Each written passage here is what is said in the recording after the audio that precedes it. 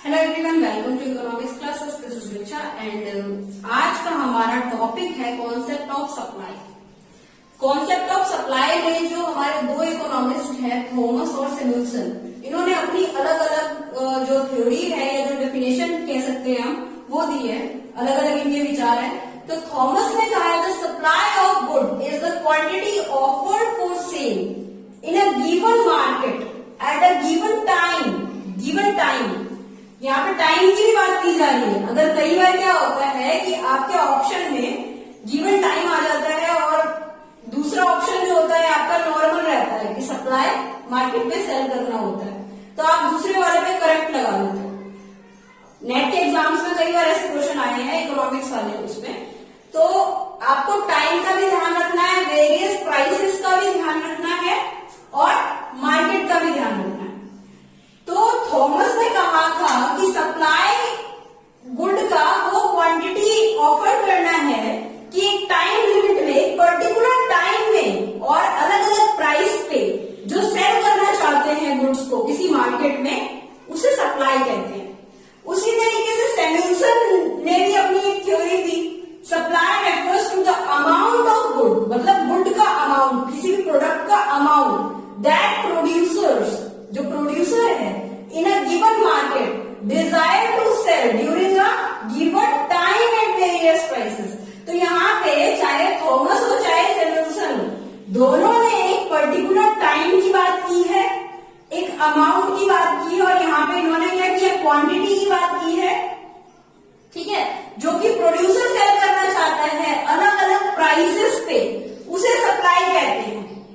कोई भी प्रोड्यूसर या कोई भी मैन्युफैक्चरर अगर अपना प्रोडक्ट मार्केट में सेल करना चाहता है एक पर्टिकुलर टाइम पीरियड में, एक वेरियस अलग अलग प्राइसेस पे या एक पर्टिकुलर अपने प्राइस पे, उसे सप्लाई कहते हैं। मान लीजिए आपने एक कंपनी ओपन की, आपने शर्ट की मैन्युफैक्चरिंग की और आप वो शर्ट लाके मार्केट में लॉन्च कर रहे हैं, सेल कर रहे हैं मार्केट में। आपका प्राइस अपना है, आप किसी एक पर्टिकुलर जब आपने मैन्युफैक्चरिंग की उसके बाद का टाइम पीरियड है, जिस टाइम पीरियड में आप अपने शर्ट सेल कर रहे हैं या कोई भी प्रोडक्ट आप अपना सेल कर रहे हैं, तो आप क्या हैं, सप्लायर हैं। ठीक है, और जो कंज्यूमर जो उसे बाय कर रहा है वो है कंज्यूमर, वो कंज्यूम कर रहा है, वो बाय कर रहा है उसे, और बाय कर रहा है इसका मतलब ये है कि वो जो शर्ट है वो उसकी डिमांड है। डिमांड हमने पढ़ लिया है।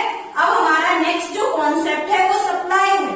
जब तक सप्लाई नहीं होगा तब तक डिमांड पॉसिबल नहीं है कि आपकी डिमांड पूरी हो जाए।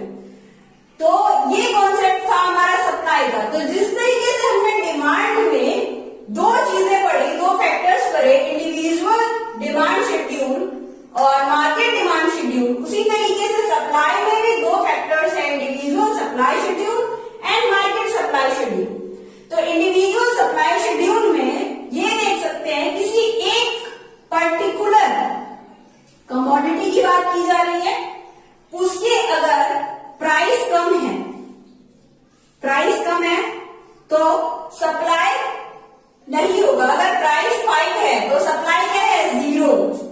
यहां पे भी प्राइस पे डिपेंड करता है। मैंने लास्ट वीडियो में भी प्राइस के ऊपर बताया था कि प्राइस पे ही वेरिएट करते हैं सप्लाई और डिमांड। ठीक है, अगर प्राइस 0 है, प्राइस 5 है तो क्वांटिटी 0 होगी, और अगर प्राइस इंक्रीज होके 10 हो गया, ये देखिए, अगर प्राइस इंक्रीज होके 10 हो गया तो क्वांटिटी भी 10 होगी। प्राइस अगर 10 हुआ तो क्वांटिटी 10 हुई। प्राइस अगर 15 हुआ तो क्वांटिटी 20 हुई।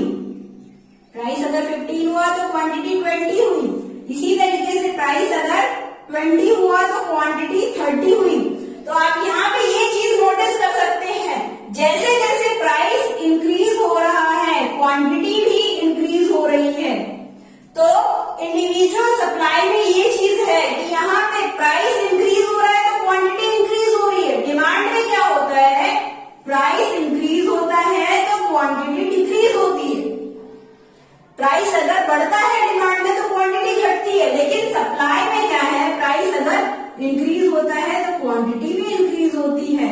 अगर प्राइस ज्यादा बढ़ रहा है तो जो सप्लायर होगा उसको बेनिफिट ज्यादा होगा। मार्केट में अगर प्राइस इंक्रीज है, इन्फ्लेशन आ रखा है, तो सप्लायर जो होगा, जो मैन्युफैक्चरर होगा, उसका प्रॉफिट होगा, तो वो ज्यादा से ज्यादा कोशिश करेगा सप्लाई करने की। अगर प्राइस घटा हुआ है, आप देखते हैं ना, जैसे फार्मर्स के साथ क्या होता है, फार्मर्स के साथ ये होता है जैसे ही आलू प्याज के एक एमएसपी तय की गई है, अगर आलू प्याज वेजिटेबल्स के प्राइस कम होते हैं तो जो फार्मर्स है वो धरना प्रदर्शन में चले जाते हैं। अगर दूध के प्राइस कम हुए ज्यादा तो जो दूध ऐसे बहा दी जाती है सड़कों पे, लेकिन लोगों को प्रोवाइड नहीं की जाती है। आलू प्याज टमाटर ऐसी सड़कों पे फेंक दिए जाते हैं जब उनको प्राइस नहीं मिल पाता है सप्लायर को, ठीक है, क्योंकि फार्मर भी प्रोड्यूसर्स हैं, तो उनको अगर प्राइस नहीं मिलता है तो वो ऐसे ही सड़कों पे फेंक देते हैं, लेकिन वो बेचते नहीं है। अगर उन्हें अच्छे प्राइस मिलेंगे, प्राइस इंक्रीज होगा, उन्हें अच्छे प्राइस मिलेंगे, तो यहाँ पे क्वांटिटी वो ज्यादा मात्रा में कोशिश करेंगे कि वो सप्लाई करें। तो यही डिपेंड करता है, सप्लायर भी अपना प्रॉफिट देखता है कि अगर उन्हें प्राइस अच्छा मिल रहा है तो वो सप्लाई ज्यादा करेंगे, अगर उन्हें प्राइस कम मिल रहा है तो वो सप्लाई कम करेंगे। तो ये हमारा इंडिविजुअल सप्लाई शेड्यूल हो गया, जिसमें एक पर्टिकुलर एक कमोडिटी की बात की जा रही है, एक इंडिविजुअल की बात की जा रही है। और वहीं पे मार्केट सप्लाई शेड्यूल दूसरा एक सप्लाई शेड्यूल है, जहां पे एक कमोडिटी ए है, एक कमोडिटी बी है। यानी कि अगर मान लीजिए या तो दो फॉर्म्स है, दो कमोडिटी है या दो प्रोडक्ट है, कोई भी चीज मार्केट में, कोई भी चीज दो तरीके की है। अगर प्राइस, ये प्राइस है और ये क्वांटिटी है, अगर प्राइस 5 था तो क्वांटिटी 0 थी, सेम प्राइस 10 हुआ क्वांटिटी 10 हुई, प्राइस 15 हुआ क्वांटिटी 20 हुई, प्राइस 20 हुआ क्वांटिटी 30 हुई। ये ए का सप्लाई था। और वहीं पे बी का सप्लाई अगर देखा जाए, प्राइस 5 था, क्वांटिटी 0 थी, प्राइस 10 हुआ, क्वांटिटी 5 हुई, प्राइस 15, क्वांटिटी 10, प्राइस 20, क्वांटिटी 20। ठीक है, तो ये इंक्रीज हो रहा है, यहाँ पे क्वांटिटी इंक्रीज हो रही है प्राइस के अकॉर्डिंग। जैसे ही प्राइस बढ़ रहा है क्वांटिटी बढ़ रही है, तो जब ए और बी को जोड़ दिया जाएगा तो प्राइस तो सेम रहेगा, लेकिन क्वांटिटी प्लस हो जाएगी। यही चीज आपने डिमांड में भी पढ़ी थी, जब मार्केट डिमांड शेड्यूल हमने पढ़ा था, तो उसमें भी दो क्वांटिटीज को लेके हमने देखा था कि एक थर्ड मार्केट की क्वांटिटी जो है वो निकाली जाती है दोनों को जोड़ के। जैसे यहाँ पे 10 है और यहाँ पे 5 है, 10 + 5 = 15, तो यहाँ पे 15 आ गया, ये 10 ये 5 ये 15 आ गया। यहाँ पे 20 है, यहाँ पे 10 है, 20 + 10 = 30। तो यहाँ पे मार्केट सप्लाई शेड्यूल का क्वांटिटी कितना हो गया, 30। यहाँ पे 30 है और यहाँ पे 20 है, 30 + 20 = 50। तो इस तरीके से मार्केट सप्लाई शेड्यूल की क्वांटिटीज को फाइंड किया जाता है दो कमोडिटीज को लेके। वैसे तो और कमोडिटीज को भी निकाल सकते हैं, लेकिन यहाँ पे हम ग्राफ जो है ना दो का ही बनाएंगे, क्योंकि ज्यादा के पॉसिबल नहीं है ग्राफ बनाना उस तरीके से समझना। लेकिन मार्केट में क्या होता है, बहुत सारी अलग अलग तरीके के प्रोडक्ट्स होते हैं, बहुत सारी कमोडिटीज आती है, बहुत सारे सप्लायर्स आते हैं, तो उस हिसाब से हम यहाँ पे दो का एग्जाम्पल ले गए। ठीक है, तो ये हमारा था individual supply schedule, market supply schedule and concept of supply में आप समझ चुके हैं कि डिमांड और सप्लाई में क्या फर्क है।